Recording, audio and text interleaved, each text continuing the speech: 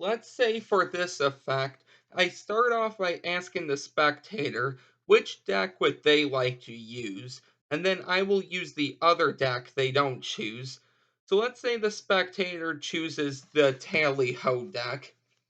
So the spectator can actually take the cards out of the box and they can give them a shuffle like this. When they're done giving the cards a shuffle, they're going to hand them to me. So let's say I have the cards now, and I explain that what I'm going to do here is I'm going to start by making a pathway, and this pathway is going to lead to what you are going to end up thinking of. So I want you to go ahead and start thinking of anything you would like. So let's say this is the pathway.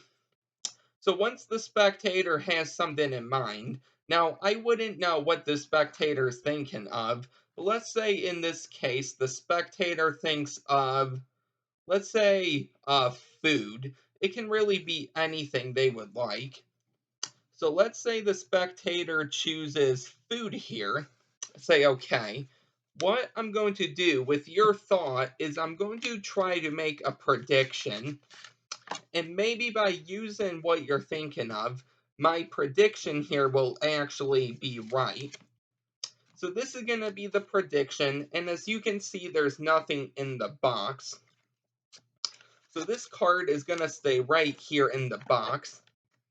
So here's what you're going to do. I'm going to hand the deck to the spectator, and I want you to go ahead and whatever you are thinking of, which can really be anything in the world, you can even change your mind right now if you want, but you're going to spell that a word, one card for each letter. So for example, if you were thinking of card, like playing cards, you would go CARD.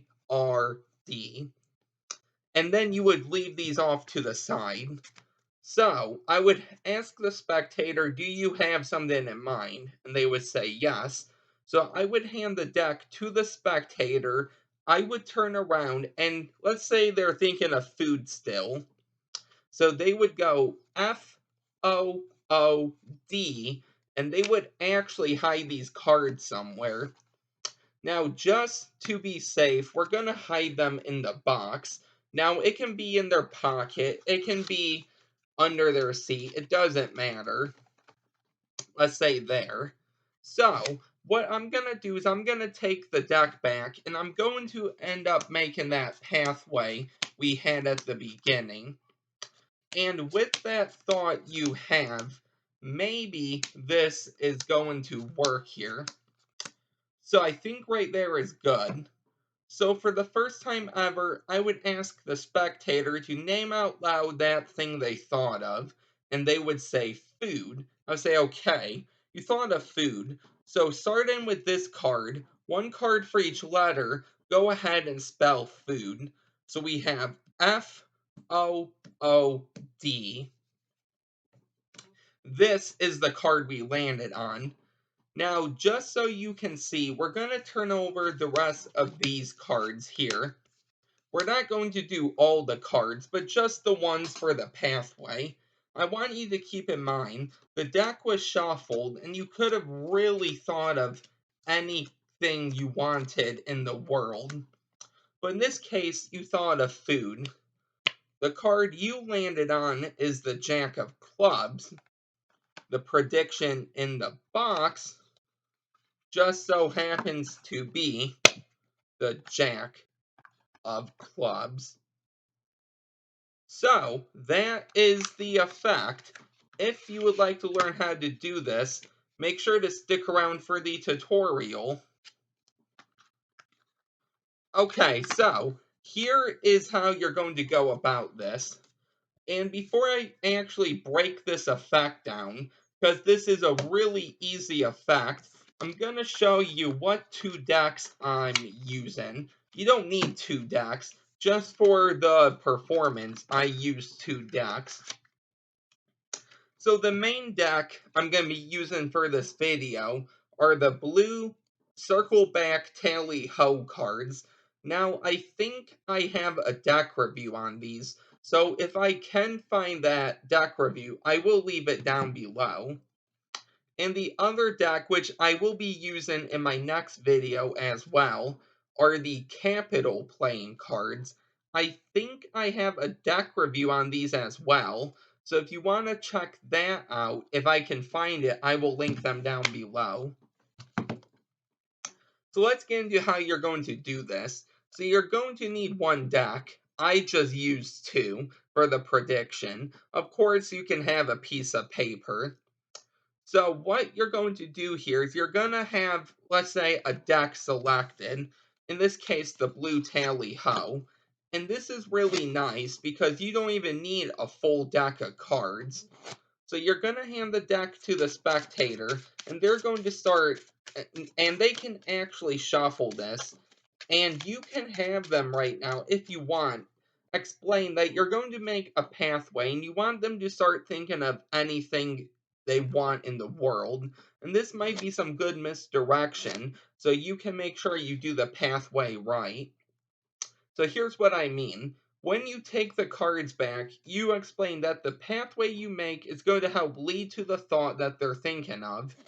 So you're going to start making your pathway, and you're going to want 15 cards. 1, 5, 15 cards. So how I did it was I started talking about the pathway, and I just laid down 5 cards, and then I stopped, and I continued talking. I laid down another 5, and I kept doing that.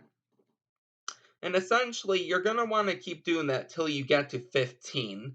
So 5 times 3 is 15. You're going to do this 3 times. So here's how I might do it. So, what I would like for you to do is I want you to start thinking of anything you want in the world.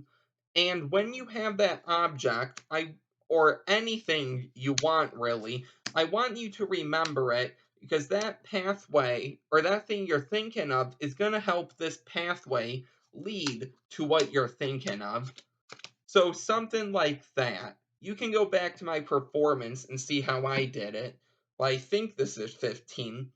1, 2, 3, 4, 5, 6, 7, 8, 9, 10, 11, 12, 13, 14, 15. Perfect. So, once you have your 15 cards and you talked about the pathway, you're going to want some misdirection because now this is the 16th card. You're going to want to get a peek at it. So, in this case, the Queen of Spades. So, all I did was I just turned the deck like this. So, you can see my 3 fingers are on the one side, index is on the top, and my thumb is at the back. My 3 fingers are just going to push up the card. I'm going to be able to see the pip right here. Now, if you wanted to, you could start off the effect by already having a card in the 16th position remembered, and then doing some false cuts and shuffles. Now, I will leave some false cuts and shuffles down below if you want to learn those. But you just want to peek at this card, in this case, the Queen of Spades. So that is actually your prediction. So once they actually have something thought of, I say, okay, do you have something thought of? They'll say yes. I'm going to pick up these cards and I'm going to put them on top. And now that's when I'm going to make my prediction. You could probably do it beforehand. I just like doing it when everything's on top. Obviously, the spectator isn't going to see the prediction, so don't show them that. But I like to show the box is empty, and then I can put the card in.